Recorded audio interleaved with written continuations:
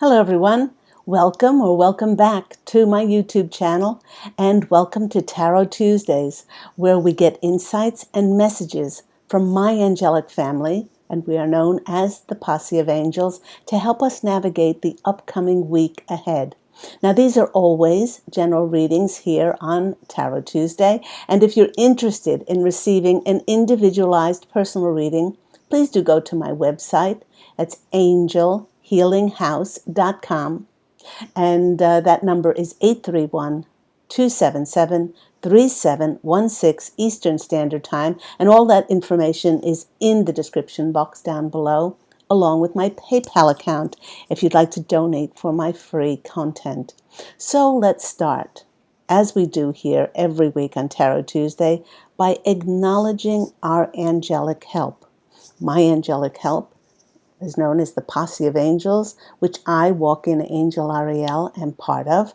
But we are going to bring in the messages that we most need at this time. So take a few moments to connect with your angels, your spirit guides, and your ancestors who are always around, even as close as your next heartbeat and your next breath, as they are simply living on in another dimension, and they're always providing their love and their guidance and their support for you. And they have this beautiful, caring presence about them. So let's center on the beating of our hearts. Just pick up that gentle, rhythmic beat of our heart, bringing us into the present moment, which is the only moment we have truly to live in and to action and to experience our lives. And when we settle into listening and focusing on the beat of our hearts, I want you to take a deep breath in, hold it at the top, and gently breathe that out. Take another deep breath in, hold it at the top, and then gently breathe that out. And now let's open to receive. You know, having started up Tarot Tuesdays again and showing off my collection of crystals and also feathers that I've collected, many people have asked me which birds contributed to all of those feathers. Well, last week we showed this feather, which came from the Muscovy duck. It kind of has an emerald green sheen to it. Very beautiful. And the Muscovy duck is sacred to a lot of cultures. But this week we are going to be featuring a bird who shows up in the hieroglyphs of the walls and temples of ancient Egypt, and it was sacred to Egyptians.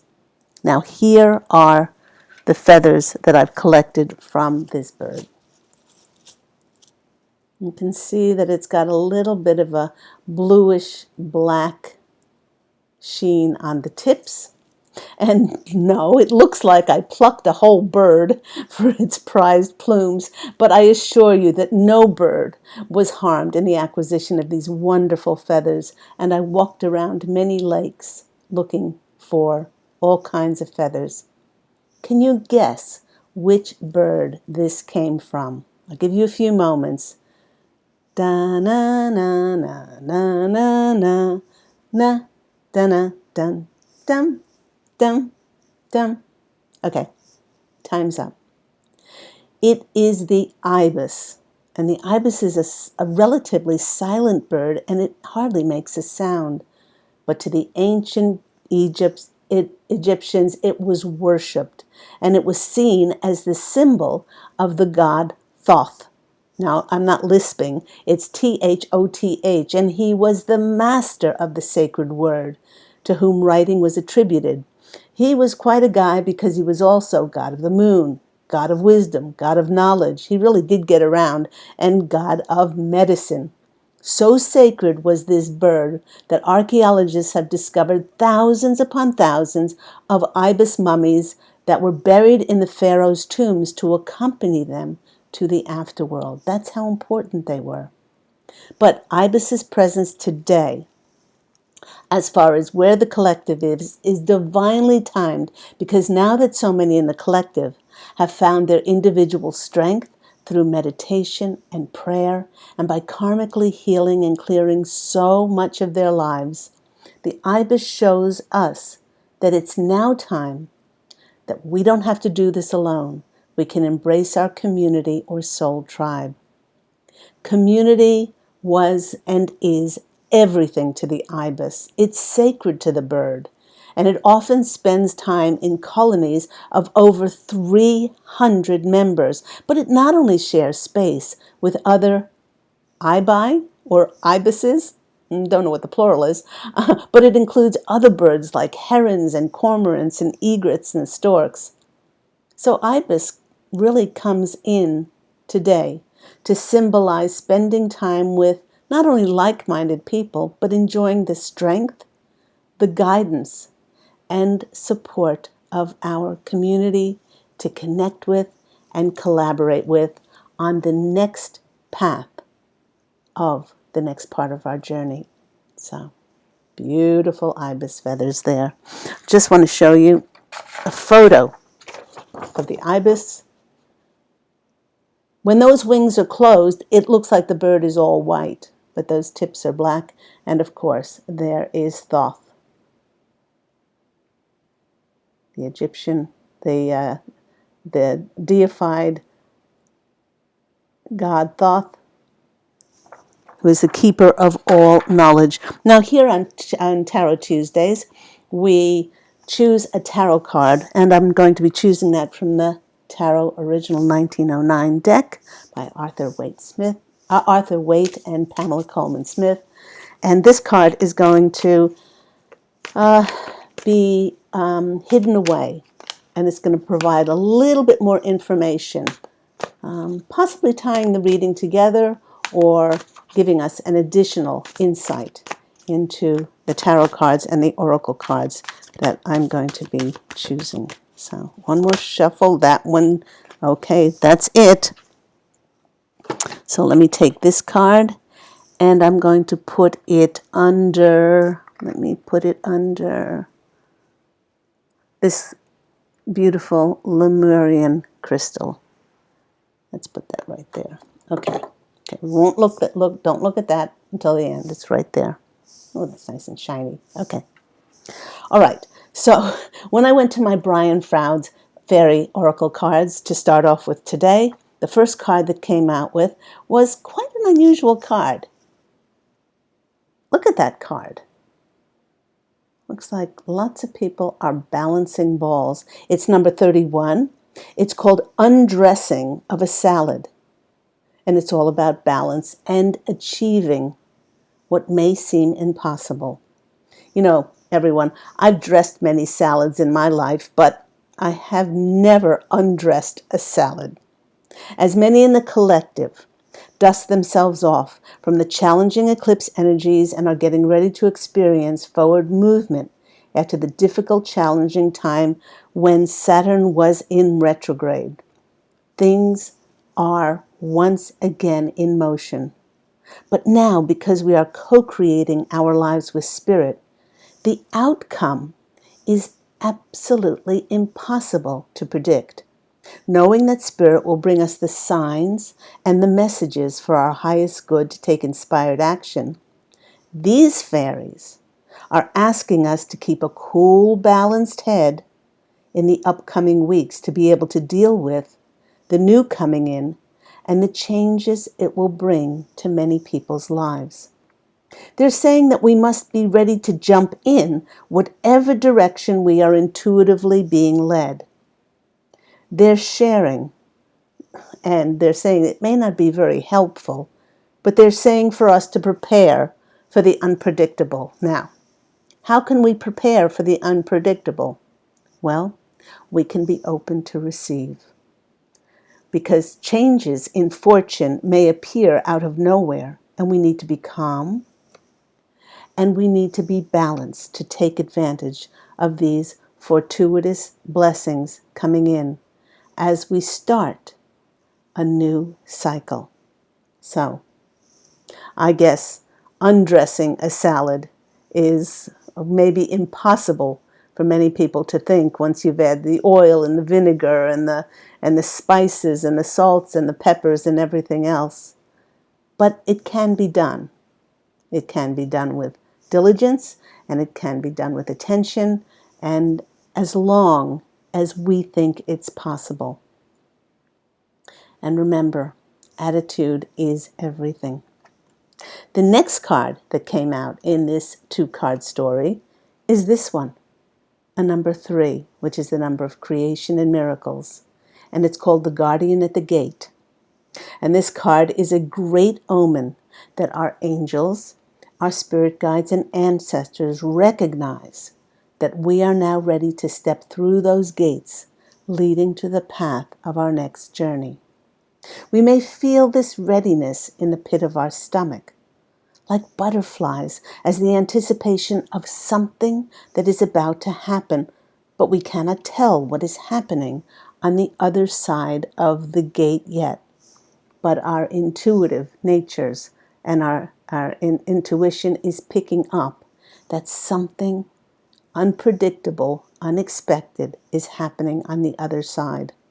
This card is a great indication that a passage is being made to the beginning of something new in our lives. It speaks of new opportunities and now new openings that lead to adventure.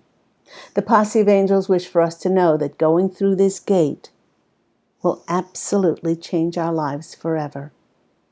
This is a very strong indication that something very important is happening, and we would be well advised to visualize going through those gates with a deep sense of awe, reflection, and even prayerfulness. Remember, if you are offered something, follow your intuition, whether to accept it or not.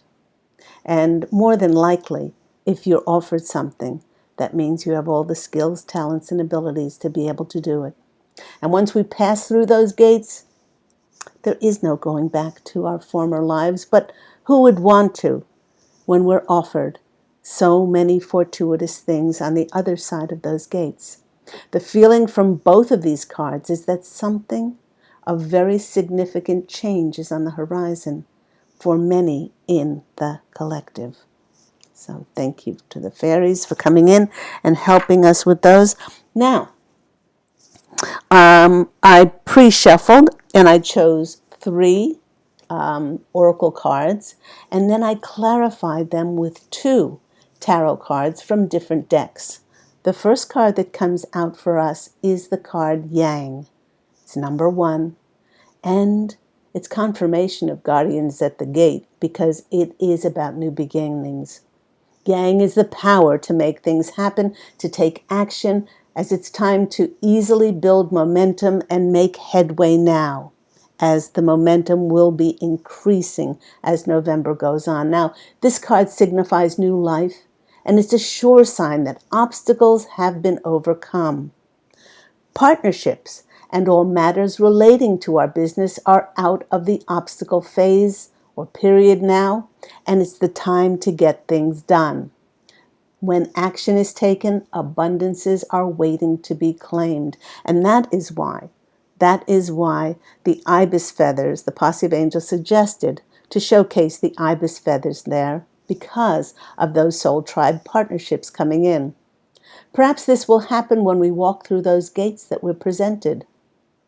Now, the clarifiers for Yang are this one, which is the 8 of Wands. The 8 of Wands is clarifying the Yang card. And the 8 of Wands is a card of swift action. The ending of obstacles clears the way for new communication and information to come in swiftly to radically bring in exciting change. And the other clarifier for this from the other deck was this card, the Ace of Wands. Both of these cards are great indicators that something new is being offered to us that is fated, karmic, and destined. New beginnings around exciting new ideas or creative projects. And it's all about get up, time, and go with these cards. So that's the first one. Oh, and there's the hawk. The hawk, the rainbow is about wish fulfillment. The hawk is about the communication coming in swiftly. And of course, both of these cards have to do with our creative efforts, our vision, our ideas, and also around careers and jobs.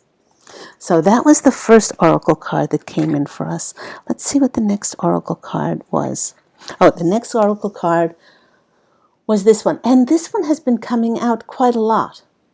4 and 8 is 12, and it's another number 3. The number 3 is again the card of creation and miracles. This card indicates that what we may have wished for is manifesting in our physical world.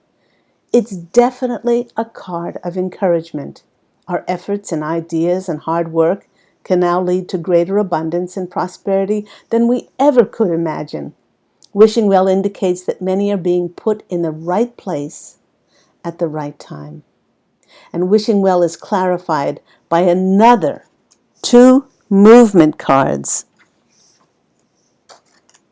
And those movement cards are the Page of Cups with this fish. You can see if it's not reflected, that fish jumping out of a cup, which is quite unexpected, and also the movement card of the Knight of Swords.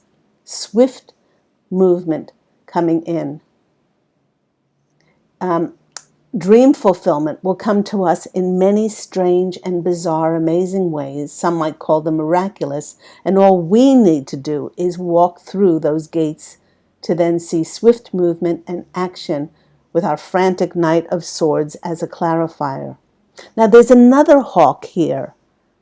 There was a hawk in the 8 of Wands, and there's another hawk here.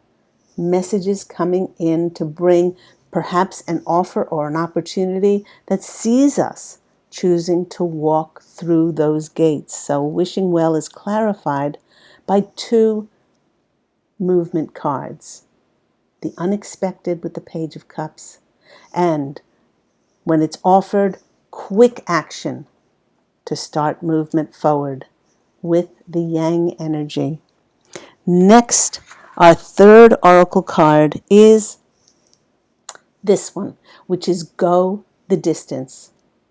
Now that we've released so much karma, so much baggage, now that we've completed a cycle and with Saturn moving forward, we have learned those challenging lessons, and we have all the endurance and all the strength coming back to us now. No longer restricted to bring no longer feeling restricted to bring our dreams to life. And the 2 clarifying cards that we have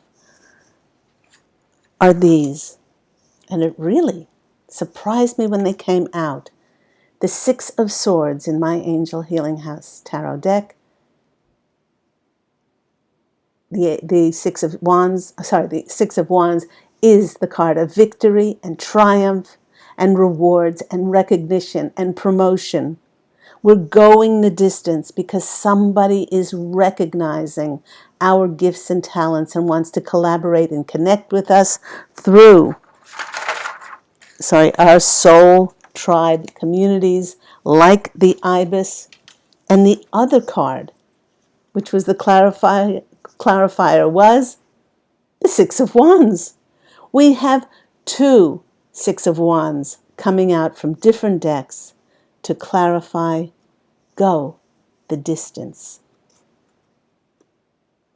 Now that every time this happens, and we have two of the same cards coming out from different decks, it really is stamping that confirmation that those blessings of being recognized and rewarded for our hard work will come in. Maybe that's why we'll be offered to step through those gates that the guardians will present to us, so that we can showcase our promotion, our success, our recognition, and rewards. Now, the posse of angels, here they go, they're giving me a little bit of a whisper, and they're saying, reminding us, please do remember to remain true to yourself, because our authenticity will keep our heart's desires in alignment with the energy of miracles. So I love those cards. Those are absolutely wonderful cards, as we are still, many in the collective are still in a place of coming out of these very difficult eclipse energies. Saturn just moving forward a few days ago on the 4th, and we're still in that little voided or foggy space where we haven't put all the puzzle pieces together, or we haven't been presented with those gates yet. But you can be assured that this is coming. And for us to prepare, as the fairies say, prepare for the unpredictable. Okay, so let's go to the card we chose at the beginning of the reading. What could it possibly be? Well, we've got our victory cards here. We've got our Six of Wands, the victory card. We've got our cards of swift movement and unexpected action coming in with these two tarot cards. We've got, and swift movement here. Lots of movement. Yang is a masculine energy, not like yin. Yin is receiving, and yang is action, moving forward. There's action in the Eight of Wands, and there's action also in the fire of the Ace of Wands. So, let's see. What could this card be? Can you take a guess?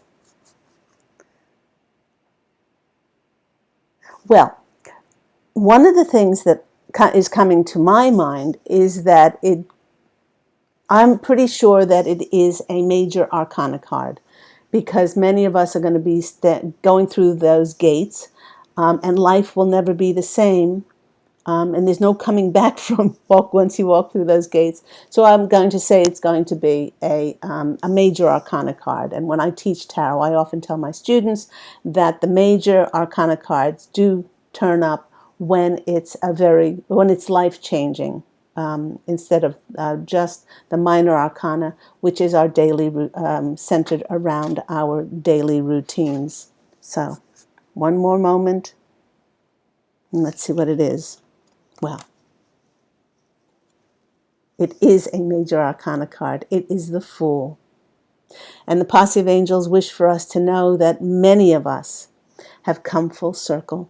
We've come full circle through the hero's journey. We are back at square one after we have cleared and cleansed and let go and released through unconditional love and forgiveness and compassion. We've released so much to start this new karmic cycle of ours. But we don't mind starting back again at square one, because in this satchel that the Fool carries, we have all of the wisdom, all of the knowledge, and all of the information and the lessons we've learned from going on that difficult journey before. So I love that we're ending and beginning with the Fool.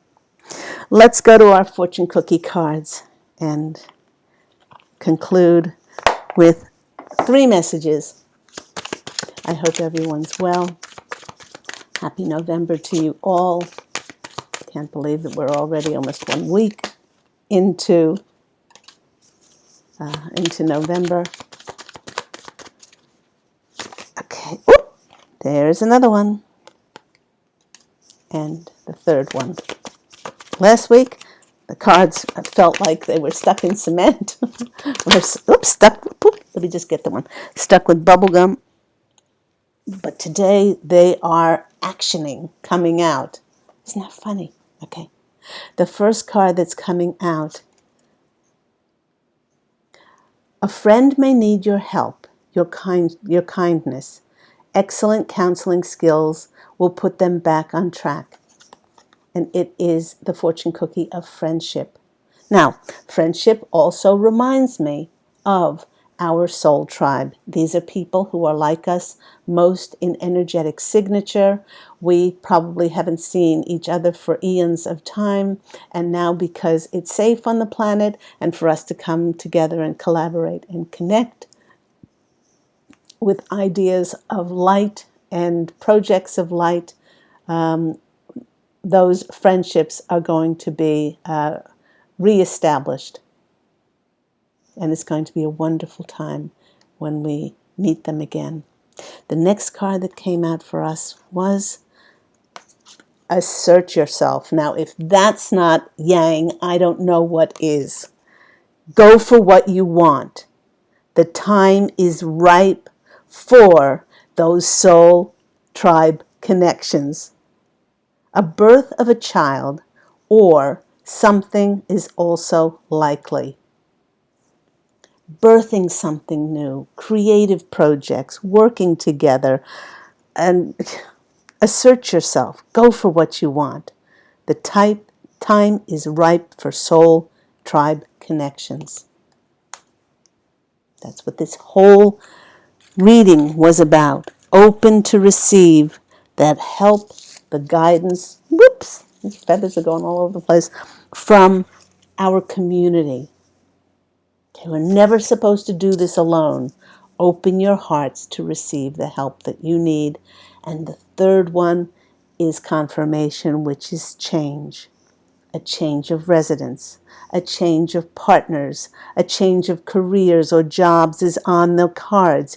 You're restless and in need of a change. And that is exactly what is coming your way. Wow. Yay! I hope that's all been helpful for you. Do remember that if you are interested in any of my services, you can go to my website, which is angelhealinghouse.com, for intuitive counseling, for those personalized individual tarot card readings, ancestral healing, past life clearings, and also those wonderful Reiki energy healing sessions, which can be done through distant healing to anywhere in the world. Please do go visit my website, which is angelhealinghouse.com. And there you'll also find the information on my award-winning #1 Amazon International best-selling books. So go out and fashion an absolutely beautiful life for yourself. And do remember that my Angel Healing House Blog Talk Radio show airs every week on Thursdays at 10 a.m. Eastern Standard Time. And you can call in for a free mini angel reading if you're lucky enough to get on the show. And I would love to speak with you and bring forth some messages from myself and the posse of angels. So I'm sending you love. And as always, angel blessings. Have a fantastic week. And I look forward to seeing you again soon. Bye.